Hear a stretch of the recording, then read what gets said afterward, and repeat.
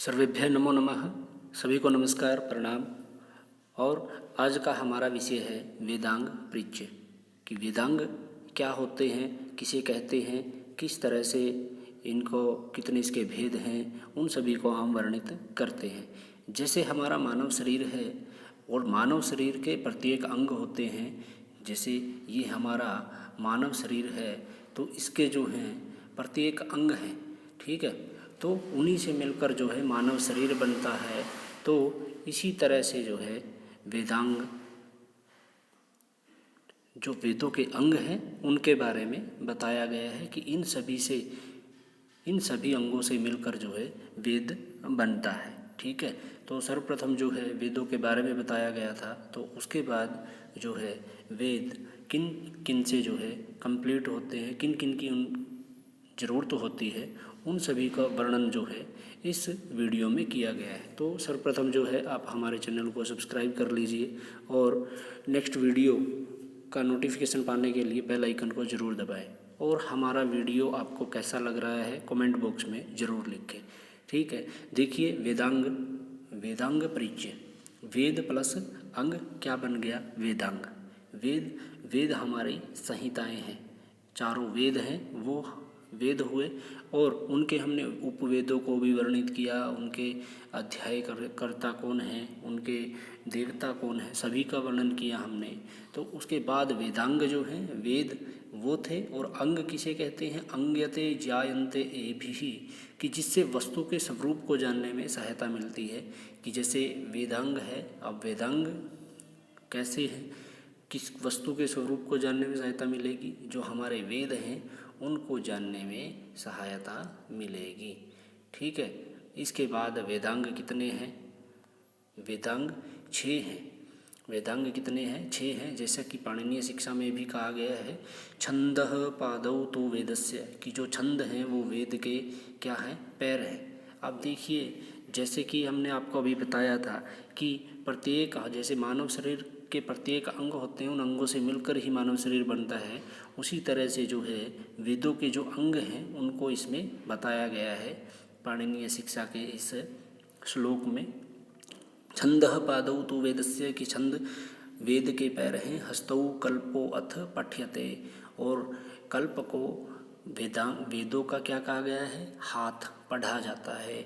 ज्योतिषाम नयनम चक्षुः, और जो ज्योतिष है वो वेद के क्या हैं? आँखें हैं। निरुक्तम श्रोत्रम उच्यते, और निरुक्त को क्या कहा गया है? श्रोत्रम। श्रोत्र मीन्स कान कहा गया है। शिक्षा घ्राणम तु वेदस्य, और शिक्षा को वेद की घ्राण अर्थात नासिका कहा गया है। घ्राण मीन्स जो सूंघना होता है, किससे सूंघते हैं हम? नाक से सूंघते हैं। तो मुखम व्याकरणम समृतम, और व्याकरण को मुख कहा गया है। तस्मात् सांगम अधीत्यैव ब्रह्मलोके महीयते, और इन अंगों के साथ ही ब्रह्मलोक में इनकी महानता है। ऐसा कहाँ पर कहा गया है? पाणिनीय शिक्षा में कहा गया है। इस श्लोक को हम याद रखेंगे कि किस कहाँ पर वर्णित है, ये पाणिनीय शिक्षा में है। और इसी से जो है हमारे बहुत सारे क्वेश्चन बनते हैं। जैसे छंद को वेद का क्या अंग कहा गया है? पैर कहा गया है। या फिर ऐसा क्वेश्चन आ सकता है कि पैर को वेद का क्या कहा गया है? छंद कहा गया है। इसके बाद जो है वेद के कितने अंग हैं? 6 अंग हैं। इस तरह से इनका जो है वर्णन हम जो है कर सकते हैं। और इन्हीं ऐसे ही हमें इन क्वेश्चनों को याद रखना है। हमारे यूजीसी नेट में, डीएसएसबी में और पीजीटी स्क्रीनिंग में सेम सिलेबस रहता है, और यही क्वेश्चन जो है बार बार रिपीट होते हैं, और इसी तरह से ही जो है क्वेश्चन एग्जाम में आते हैं। इसके बाद जो है शिक्षा व्याकरणम छंदो नियुक्ति नहीं है, ये निरुक्त है। निरुक्तम ज्योतिष तथा कल्पश्चेति षड अंगानि ववेद नहीं है, वेद है। वेदस्य आहुर मनीषिणः, कि मनीषिणः विद्वानों के द्वारा जो है वेद के कौन कौन से अंग? शिक्षा, व्याकरण, छंद, निरुक्त की जगह जो है निरुक्त नोट कर लीजिएगा। निरुक्त, ज्योतिष और कल्प, षड अंगानि, इन 6 अंगों को वेदांग वेद आहुर मनीषिणः, मनीषियों के द्वारा, विद्वानों के द्वारा, ऋषियों के द्वारा जो है ये षड अंग जो हैं वेदों के बताए गए हैं। जो सर्वप्रथम जो है शिक्षा, शिक्षा के 6 अंग हैं। शिक्षा के कितने अंग हैं? 6 अंग हैं। और वेदांग के भी कितने अंग थे? 6 अंग थे। इस तरह जो है हम इन्हें साथ के साथ रिमाइंड करते हुए चलेंगे कि 6 अंग पहले क्या बताए थे। अब शिक्षा के 6 अंग, तो वेदांग के भी 6 अंग थे। और शिक्षा को क्या कहा था पाणिनीय शिक्षा में?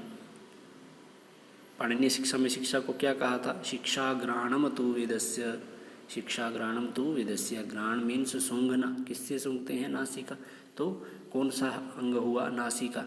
और शिक्षा के 6 अंग कौन कौन से हैं? वर्ण, स्वर, मात्रा, बल, साम, संतान।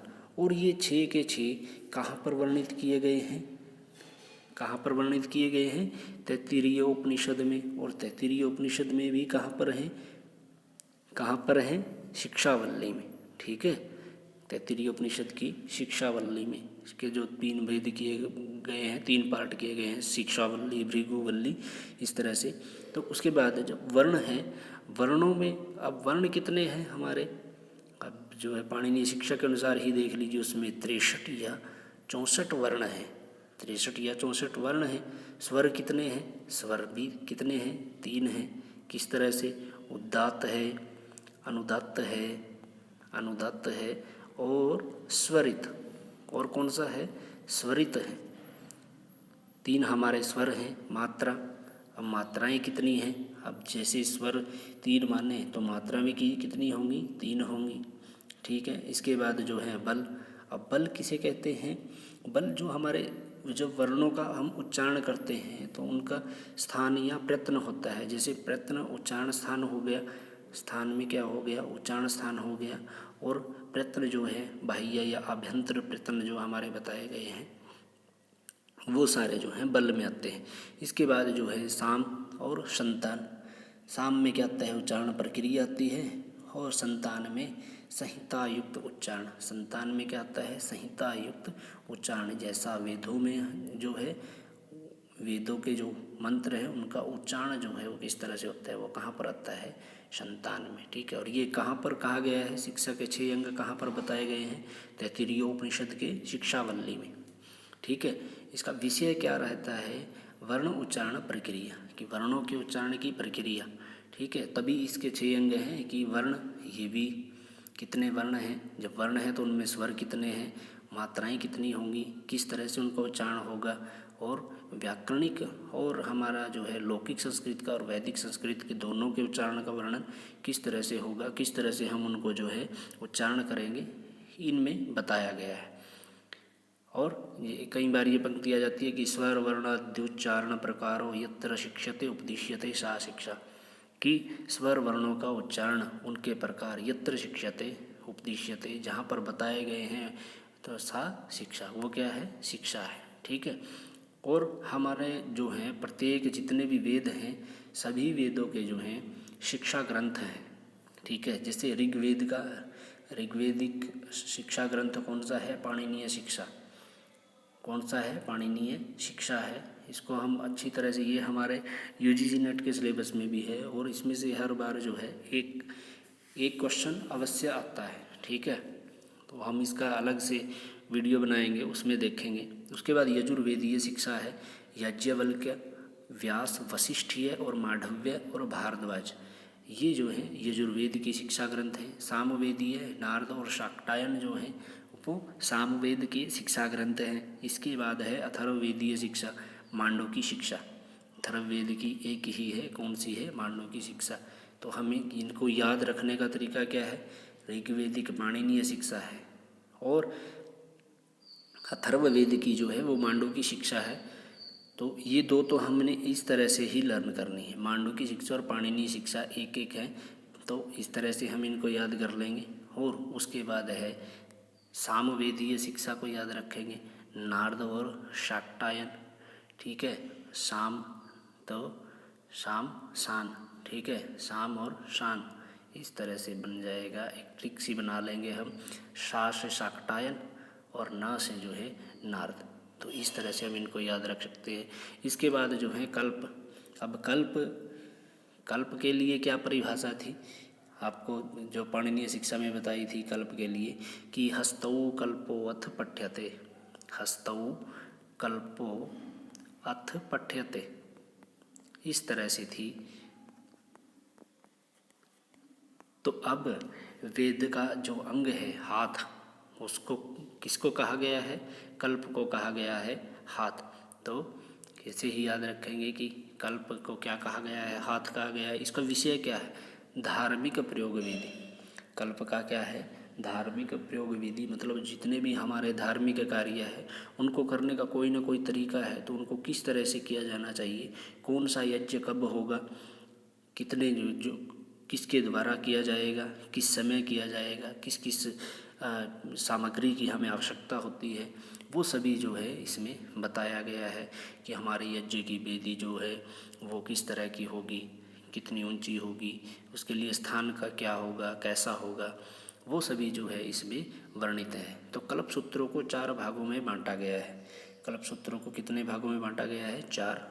स्रोत सूत्र, गृह्य सूत्र, धर्म सूत्र और सुलभ सूत्र। ठीक है।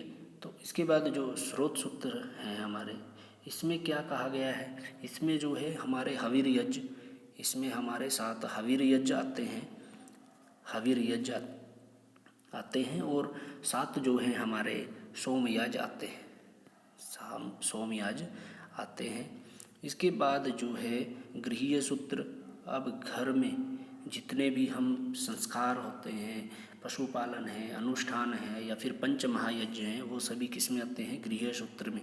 पंच महायज्ञ के लिए भी आपको एक वीडियो प्रोवाइड किया जाएगा, मोस्ट इम्पोर्टेंट है ये भी विषय, कि इसमें कौन कौन से आते हैं। जैसे पितृयज्ञ आता है, पितृयज्ञ आता है, देवयज्ञ आता है, अतिथि यज्ञ आता है, नृयज्ञ आता है। इस तरह से जो है पंच महायज्ञ होते हैं। और इसके बाद जो है इसमें संस्कार आते हैं धार्मिक, ये गृह्य सूत्र में, क्योंकि हमारे कितने संस्कार हैं, हर ग्रंथ के अनुसार अलग अलग बताया गया है। जैसे कि वैसे 16 संस्कार माने जाते हैं, और ये हमारी मनुस्मृति में जो है 40 संस्कार माने जाते हैं। ये अलग अलग माने जाते हैं। इसके बाद है धर्म सूत्र। धर्म सूत्र क्या है? धर्म सूत्र जैसे वशिष्ठ सूत्र है, विष्णु धर्म सूत्र है, ये किसके हैं? ये धर्म सूत्र हैं ऋग्वेद के। और इसके बाद जो है सुलभ। सुलभ का मतलब क्या होता है? रस्सी। और रस्सी के द्वारा ही, क्योंकि प्राचीन समय में जो है आजकल के जो हम ये रखते हैं मापने के जो यंत्र हैं, ये उस समय नहीं होते थे। उस समय जो है रस्सी में ही गांठ लगा करके, उसको बांध करके, उससे ही यज्ञ वेदी का निर्माण किया जाता था। और जब यज्ञ वेदी का निर्माण करते थे तो एक बीच में खूंटी गाड़ करके इस तरह से उस पर रस्सी लगा करके, और यहाँ से गांठ, तो उसके बाद जो है वेदी का निर्माण किया जाता था। इस तरह से, इस तरह से, इस तरह से, और बाद में जो है इनको ऐसे मिला करके जो है वेदी का निर्माण किया जाता था। और जब ये जो खूंटी होती थी, इससे ही हमें पता चलता कि सूर्योदय किस साइड से हुआ है, तो कहाँ पर पुरोहित जन बैठेंगे, उनका इसी के द्वारा ही हमें पता चलता था। इसके बाद जो है थर्ड, एक बात और बता दें कि जो हमारे स्रोत सूत्र, गृह्य सूत्र और धर्म सूत्र, सुलभ सूत्र हैं, इन सभी, ये सभी जो हैं प्रत्येक वेद के जो हैं अलग अलग होते हैं। इसके लिए आपको एक अलग से वीडियो बनाएंगे, उसमें आपको बताया जाएगा कि किसका, वेद का कौन सा स्रोत सूत्र, गृह्य सूत्र या फिर धर्म सूत्र है। इसके बाद जो है व्याकरण। व्याकरण जो है किसको कहा गया है? व्याकरण कहा गया है मुख। ठीक है, वेद का मुख क्या है? व्याकरण है, और उसका विषय क्या है? शब्द शास्त्र है। विषय क्या है? शब्द शास्त्र है। और इसके प्रयोजन, महाभाष्य में व्याकरण के 5 प्रयोजन बताए गए हैं। और वो 5 प्रयोजन कौन कौन से हैं? रक्षा, ऊह, आगम, लघु, असंदेह। ये 5 जो हैं क्या है? व्याकरण के प्रयोजन है। ठीक है, कि उनका प्रयोजन क्या क्या है व्याकरण का, तो ये 5 उसमें आते हैं। ठीक है, उसके बाद जो है निरुक्त आता है। और निरुक्त को वेद का क्या कहा गया है? कान कहा गया है, कान कहा गया है। और निरुक्त, निरुक्त को जो है वेद का क्या कहा गया है? कान कहा गया है। और इसमें विषय क्या रहता है निरुक्त का? व्युत्पत्ति शास्त्र। ठीक है, जैसे पाणिनीय शिक्षा में किसी शब्द की व्युत्पत्ति के बारे में बताया गया है कि उसमें कौन सी धातु हुई है, किस सूत्र से जो है वो उसको मान लो कि सार्वधातु घोषित किया, या फिर जैसे गुण संज्ञा कर रहे हैं तो किस सूत्र से होगी। इसी तरह से जो है वैदिक में, वेदों में, वेदों का व्याकरणिक ग्रंथ कौन सा है? निरुक्त है। ठीक है, और निरुक्त में व्युत्पत्ति के बारे में बताया गया है। और निरुक्त किसके द्वारा विरचित है? व्यास के द्वारा विरचित है। मतलब निरुक्त की व्याख्या किसने की या निरुक्त को किसने रचा? तो वो व्यास ने रचा है। इसके बाद जो है निरुक्त जो है किसकी टीका है? निघंटु की टीका है। मतलब सर्वप्रथम जो है निघंटु की रचना हुई और उसके रचयिता कौन है? प्रजापति काश्यप है। कौन है? प्रजापति काश्यप है। और इसके ऊपर टीका किसने लिखी? फिर व्यास ने लिखी। और व्यास ने फिर किसकी रचना की? निरुक्त की रचना की। ठीक है, सबसे पहले जो है प्रजापति काश्यप ने निघंटु की टीका, निघंटु की रचना की। और उसके बाद जो है व्यास ने निरुक्त नामक जो टीका है वो किसके ऊपर लिखी? निघंटु के ऊपर लिखी। इसके बाद जो है निघंटु में, निघंटु में केवल शब्द संग्रह है। निघंटु में क्या है? सिर्फ शब्द संग्रह है, शब्दों को इकट्ठा करके उसमें कोट किया गया है, लिखा गया है। लेकिन निरुक्त में शब्दों का निर्वचन, निर्वाचन नहीं, क्या है ये? निर्वचन है, निर्वचन किया गया है। निर्वचन मीन्स उनकी उत्पत्ति कैसे हुई है, किस किस अर्थ में उनका हम प्रयोग करते हैं। ठीक है, उसके बाद निरुक्त में जो है कितने अध्याय हैं? निरुक्त में 14 अध्याय हैं। पहले 12 थे और ज़्यादातर जो है उन 12 जो हमारे अध्याय हैं निरुक्त के, उन्हीं को वर्णित किया जाता है। जैसे कि ये क्वेश्चन जरूर याद रखेंगे कि निघंटु में जो है क्या है? केवल शब्द संग्रह है। और निरुक्त में क्या है? शब्दों का निर्वचन है, शब्दों का निर्वचन है। निरुक्त में अध्याय कितने हैं? 14 अध्याय हैं। पहले कितने थे? 12 अध्याय थे। इसके बाद जो है इन 12 अध्यायों को भी आगे कांडों में बांटा गया है। तो किस कांड में कितने अध्याय आते हैं और उस कांड में क्या वर्णित है वो देखिए। अभी आपको बताते हैं कि जो 1 से 3 तक के अध्याय हैं, 1 से 3 तक के जो अध्याय हैं उसको क्या नाम दिया गया? नैघंटुक कांड। क्या नाम दिया गया? नैघंटुक कांड। और इसमें जो है क्या वर्णित है? इसमें पर्यायवाची शब्द जो हैं वो आते हैं। ठीक है, पर्यायवाची शब्द आते हैं। जैसे सूर्य, सूर्य का क्या बनेगा? आदित्य। इस तरह से उनके पर्यायवाची शब्द जो हैं वो आते हैं। इसके बाद जो है अध्याय 4 से 6 में क्या है? नैगम या एकपदिक। मतलब इसमें क्या होगा? निगम, निगम कठिन शब्द होंगे। कैसे शब्द होंगे? कठिन शब्दों को जो है इनमें वर्णित किया गया है। इसके बाद जो है अध्याय 7 से 12 में क्या कहा गया है? दैवत कांड कहा गया है उसको। और इसमें क्या कहा गया है? फिर देवताओं के बारे में बताया गया है कि हमारे देवता कितने हैं, कितने प्रकार के हैं, कौन कौन सा उनका स्थान है, उन सभी को जो है दैवत कांड में वर्णित किया गया है। ठीक है, देखिए 1 से 3 अध्याय में नैघंटुक कांड। नैघंटुक कांड में क्या है? पर्यायवाची शब्द है, पर्यायवाची शब्द हैं। इसके बाद जो है 4 से 6 नैगम या एकपदिक कांड जो है इसको बोलते हैं। इसमें क्या है? कठिन शब्द हैं। निगम, निगम मीन्स कठिन शब्द हैं। और दैवत कांड, दैवत कांड में क्या है? देवताओं के बारे में जो है बताया गया है। इसके बाद जो है निरुक्त के विषय क्या है? निरुक्त के विषय कितने हैं? कौन कौन से? निरुक्त के जो है 5 प्रतिपाद्य विषय हैं। कितने विषय हैं? 5 प्रतिपाद्य विषय हैं। फर्स्ट है वर्णागम, कि वर्णों का आगम होता है।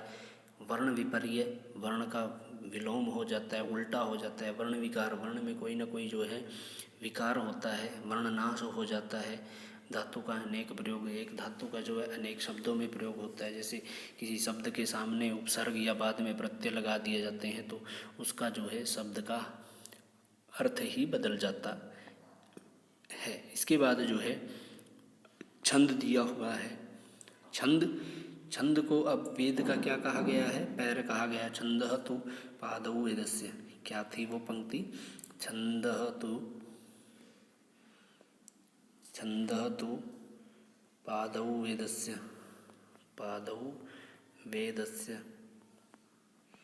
इस तरह से, ठीक है, कि छंद तो वेद के पैर हैं, ठीक है। इसके बाद इसमें क्या कहा गया है, प से पैर, प से पद शास्त्र, क्या बताया गया इसमें, पद बताए गए हैं, ठीक है, कि जब वो पद हैं तो वो किस तरह का है, मान लो कोई श्लोक है तो वो किस तरह का है, उसमें कौन सा छंद है, ठीक है। और छंद संबंधित ग्रंथ जो है कौन सा है, छंद सूत्र, कौन सा है ग्रंथ है, छंद सूत्र है। और छंद सूत्र किसके द्वारा विरचित है, आचार्य पिंगल के द्वारा, आचार्य पिंगल के द्वारा छंद सूत्र विरचित है। किससे संबंधित है, छंद से संबंधित है। और इसमें कितने अध्याय हैं, इसमें 8 अध्याय हैं। अब 8 अध्यायों में क्या है, जो सर्वप्रथम 4 अध्याय हैं उसमें वैदिक छंद है और अंतिम 4 में जो है लौकिक छंद है, ठीक है। बहुत ही इजी चैप्टर है, लेकिन इसमें से हर बार जो है कोई ना कोई क्वेश्चन अवश्य आता है, लेकिन इसको हमें समझने की ज़रूरत है और याद रखने की ज़रूरत है। इसके बाद जो है देखिए, छंद को क्या कहा गया है, वेद का पैर कहा गया है। छंद पद शास्त्र आता है, क्योंकि कोई ना कोई पंक्तियाँ होती हैं, श्लोक होते हैं, तो मंत्र होते हैं, उनमें कौन सा छंद है, किस तरह का है। तो छंद से संबंधित क्या है, छंद सूत्र किसके द्वारा विरचित, पिंगल के द्वारा, आचार्य पिंगल के द्वारा। इसमें कितने अध्याय हैं, 8 अध्याय हैं।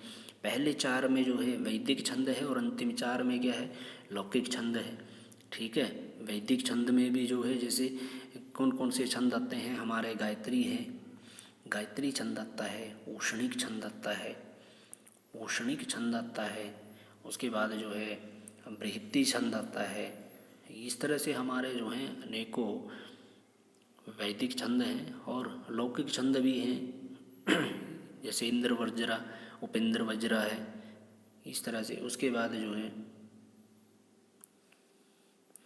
ज्योतिष, ज्योतिष क्या है, ज्योतिष क्या है, ज्योतिष का विषय रहता है गणित। और ज्योतिष देखना, ज्योतिष देखना तो किससे देखते हैं, नेत्रों से, जैसे ज्योतिषामनयनम चक्षुः, ठीक है, ज्योतिषामयनम चक्षुः, तो चक्षुः क्या है, नेत्र, किसको कहा, ज्योतिष को। विषय क्या है, गणित संबंधित, ठीक है। जैसे कि जो हमारा आज का रेखा गणित है वो कहाँ से लिया गया है, ज्योतिष से ही लिया गया है। तो ज्योतिष जो है एक ग्रंथ है और किसके द्वारा विरचित है, वो आचार्य लगध के द्वारा, आचार्य लगध के द्वारा वेदांग रचित है ज्योतिष। और वेदांग ज्योतिष का संबंध किस किस से है, ऋग्वेद और यजुर्वेद से है। ऋग्वेद से संबंधित जो है उसे क्या कहा, आर्ष ज्योतिष। और इसमें श्लोक कितने हैं, 36 श्लोक हैं। और यजुर्वेद से संबंधित यजुष ज्योतिष है, इसमें 48 श्लोक हैं, ठीक है। तो एक बार पुनः देख लीजिए कि ज्योतिष को नेत्र कहा गया है, गणित उसका विषय है। आचार्य लगध के द्वारा जो है ज्योतिष वेदांग विरचित है। और ये जो ज्योतिष ग्रंथ मिलते हैं ऋग्वेद और यजुर्वेद से संबंधित ही मिलते हैं। ऋग्वेद से जो संबंधित हैं उन्हें आर्ष ज्योतिष कहा गया है, और जो यजुर्वेद से संबंधित है उसे यजुष ज्योतिष कहा गया है। आर्ष ज्योतिष में जो हैं 36 श्लोक हैं और यजुष में कितने हैं, 48 श्लोक हैं। तो ये था हमारा आज का विषय, वेदांग परिचय। वेदांग के बारे में आज हमने पढ़ा। तो आपको हमारा वीडियो कैसा लगा, इसके लिए आप हमें कमेंट बॉक्स में जो है भेज सकते हैं। और हमारे चैनल को सब्सक्राइब कीजिए, वीडियो को लाइक ज़रूर कीजिएगा, और ज़्यादा से ज़्यादा अपने संस्कृत प्रेमी या जो संस्कृत को सीखने वाले हैं उन सभी को जो है शेयर करें, ताकि इन वीडियोस का सभी जो है फ़ायदा उठा सकें। और अब जो है लास्ट में आपके लिए वेदांग संबंधित एक क्वेश्चन है, जिसका आंसर आपको कमेंट बॉक्स में ज़रूर देना है, ज़रूर देना है। और वो क्वेश्चन है आपका कि सभी यज्ञ जो हैं मैंने आपको अभी इसमें बताया था कल्प में कि सभी जो यज्ञ हैं वो गृह सूत्र में आते हैं। तो जो यज्ञ हैं वो किस समय किए जाते हैं, यज्ञ किस समय किए जाते हैं?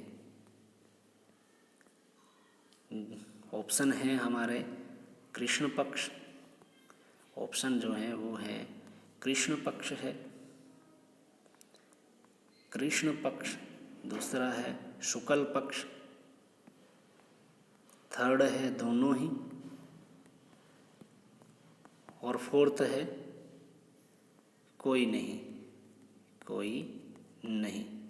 ठीक है, इसका आंसर जो है आप कमेंट बॉक्स में ज़रूर लिखें, और हमारा वीडियो आपको कैसा लगता है वो कमेंट बॉक्स में ज़रूर लिखिएगा।